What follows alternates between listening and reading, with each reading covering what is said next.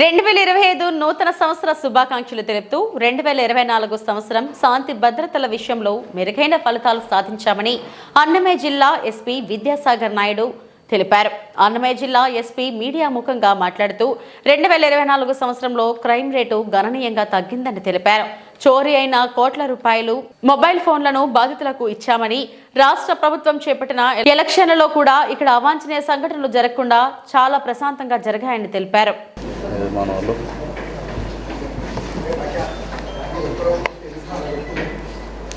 దగ్గర పెట్టు, సైలెంట్లో పెట్టా, దగ్గర పెట్టు. బట్ ఏమైనా కాల్స్ వస్తే చూసుకో ఏమొచ్చినాయి.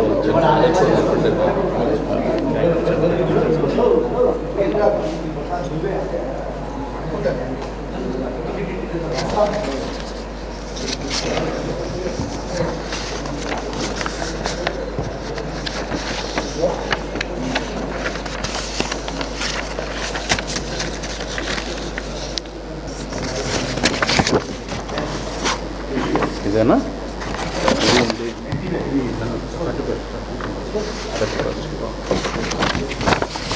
స్టార్ట్ చేద్దామా? అందరు సెట్ చేసుకుని ఓకే అంటే స్టార్ట్ చేస్తాం.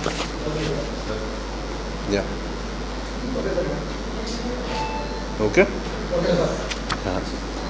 అందరికీ గుడ్ ఈవినింగ్ అండి.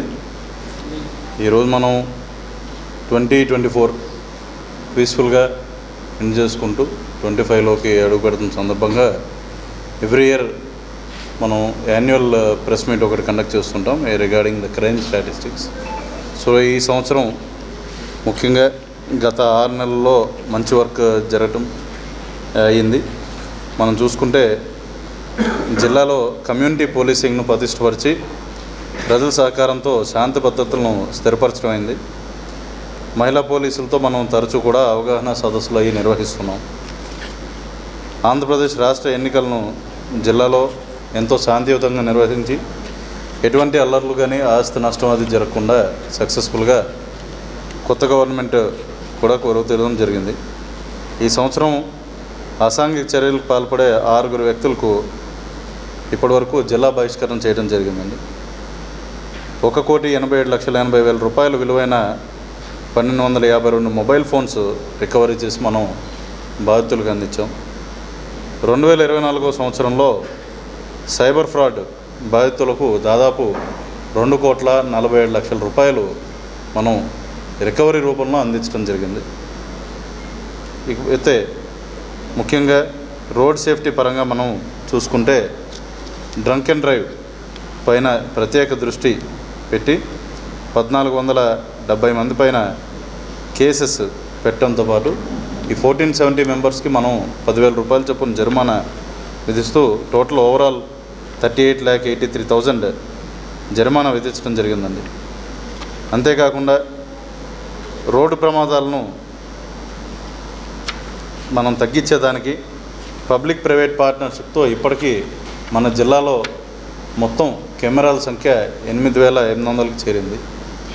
ముఖ్యంగా రీసెంట్ టైమ్స్లో దాదాపు 200 పైచీల కెమెరాస్ పోలీస్ వారి సహకారంతోనే in the recent months itself మనం ఏర్పాటు చేసాం. అంతేకాకుండా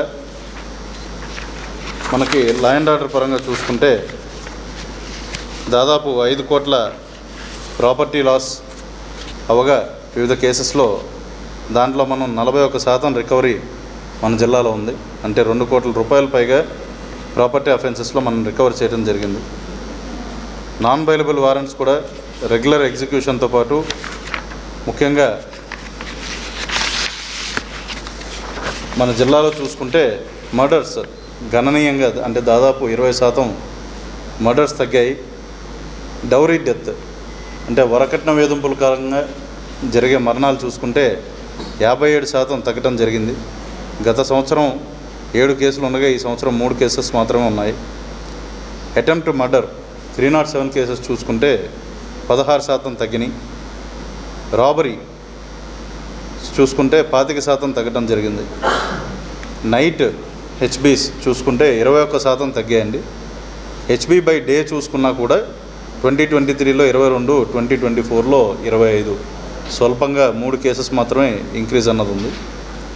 ఆర్డినరీ థెఫ్ట్స్ పెరగలేదు, దాదాపు లాస్ట్ ఇయర్ మాదిరిగానే ఉండటం జరిగింది. మనకు ముఖ్యంగా క్రైమ్ అగెన్స్ట్ ఉమెన్, ఆడవాళ్ళకి, అదేవిధంగా పోక్సో కేసెస్, పిల్లల మీద జరుగుతున్న అఘాత్యాలు చూసుకుంటే అరౌండ్ రేప్ కేసెస్ వచ్చేసి 33% తగ్గుముఖం పట్టినాయి. అదర్స్ అంటే వేధింపులు, సెక్షువల్ హెరాస్మెంట్, అదేవిధంగా అవుట్రేజింగ్ ఆఫ్ మోడెస్టీ, ఇటువంటి కేసెస్ చూసుకుంటే దాదాపు 10% తగ్గుముఖం పట్టినాయి. పోక్సో కేసెస్ చూసుకుంటే 4%, మరియు పిల్లల మీద అదర్ పోక్సో కేసెస్ చూసుకుంటే అరౌండ్ 29% సిగ్నిఫికెంట్ రిడక్షన్ అనేది మనం ఇక్కడ చూస్తున్నాం. ముఖ్యంగా శాంతి భద్రతల పరంగా చూసుకుంటే రైటింగ్స్ అనేవి, అంటే రెగ్యులర్గా జరిగే వీధి గొడవలు కానీ ఇటువంటివి చూసుకుంటే మనం 38% ఈ సంవత్సరం మన జిల్లాలో తగ్గుముఖం పట్టింది.